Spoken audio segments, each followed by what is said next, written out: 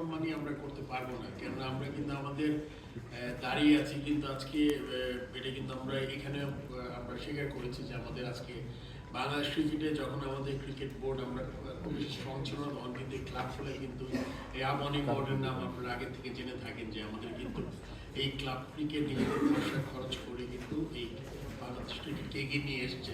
But আপনি at the same time এটা আপনার বলছেন, এটা আমি জিম্মির চেয়ে আমি এইবারের ঘটনাটা একদম একদম আলাদা মনে করি। এইবারের ঘটনাটা আসলে খেলা বন্ধ করে কোনো ঘটনা না। তারা যেটা করছে এটা আমার মনে হয় খুব কি বলবো যৌক্তিক না, যে খেলা বন্ধ করে একটা জিনিস চাও। কিন্তু ক্লাব ক্রিকেটকে আপনি আন্ডারমাইন করতে পারবেন না।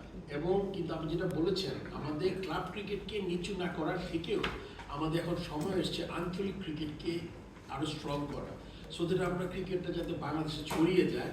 এবং আমাদের যে ট্যালেন্টেড মানুষগুলো ঢাকা ক্রিকেটের বাইরেও আছে, কিন্তু অনেক ছেলে আছে আপনি জানেন যে বিভিন্ন জেলায়, তারা কিন্তু সবার ঢাকা পর্যন্ত আসা হয় না, হয়তো এর চেয়েও ভালো ক্রিকেটার ওখানে আছে। যখন যদি আমরা আঞ্চলিক ক্রিকেটটাকে ছড়িয়ে দিতে পারি, তখন আমাদের কিন্তু দেশের ক্রিকেটের আরও আমাদের ট্যালেন্ট পাবো আর কি।